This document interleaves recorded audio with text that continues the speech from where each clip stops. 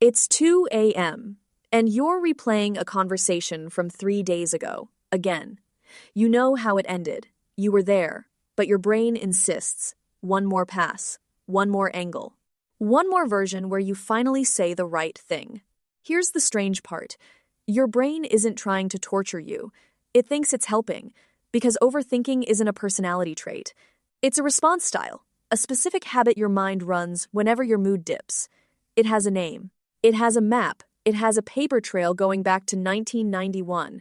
And one of the clearest pieces of evidence for how it works came from an earthquake. Stay with me. In 1991, psychologist Susan Nolen-Hoeksema published what became known as response styles theory.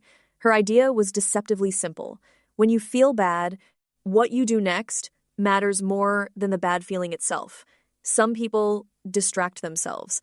Some take action. And some people ruminate. They turn inward and circle, repetitively, passively, focusing on the distress, where it came from, what it means, what it might ruin, without ever shifting gears into actually solving anything. That word, passive, is the whole theory in miniature. Rumination is thinking that goes around, not through. And her prediction was bold. This style doesn't just accompany low mood, it feeds it. In her studies, people who ruminated stayed down longer and sank deeper. Here's what makes rumination so hard to quit. It wears a disguise. It feels like analysis, like due diligence, like you're being responsible by examining the problem from every possible side. And when researchers ask chronic ruminators why they do it, many say exactly that. They believe it helps them understand themselves and their problems. The data says otherwise.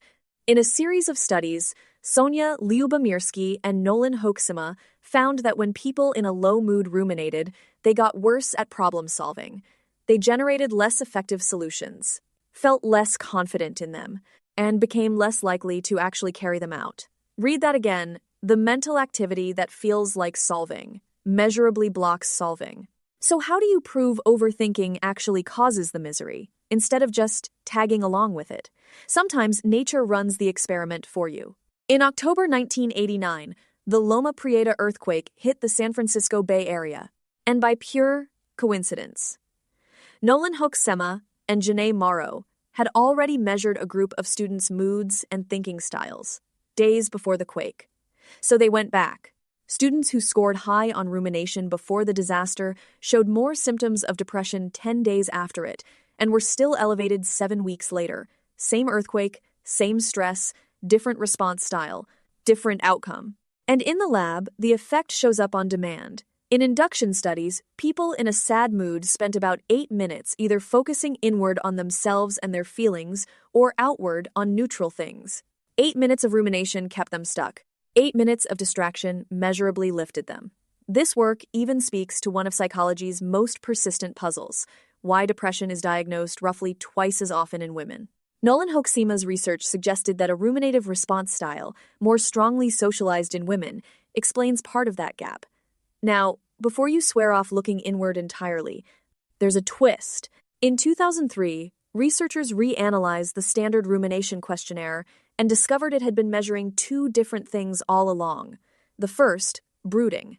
Moody, abstract comparison of your situation against some standard you're failing to meet. Why do I always do this? What's wrong with me? The second, reflection.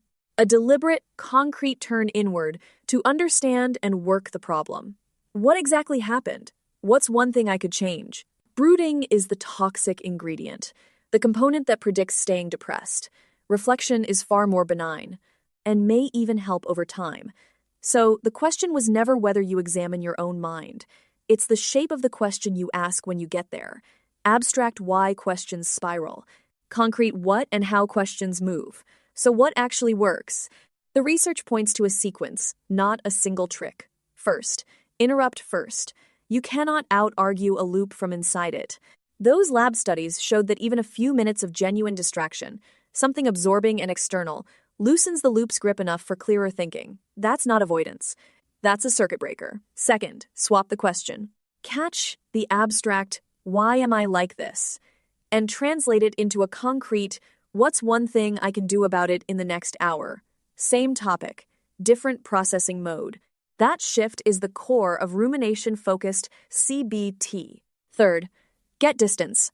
Some studies find that stepping back, replaying the event like a fly on the wall, or coaching yourself by name takes the heat out of a memory faster than reliving it through your own eyes. Fourth, act small. Rumination survives on one promise, that you must finish thinking before you're allowed to act. Any small, real action breaks that premise on contact. Here's the thing to take with you. You are not an overthinker the way you have brown eyes. You practiced a style, thousands of laps worn into a groove, and styles can be retrained the same way they were trained. One interrupted loop, one swapped question, one small step taken before the thinking feels finished.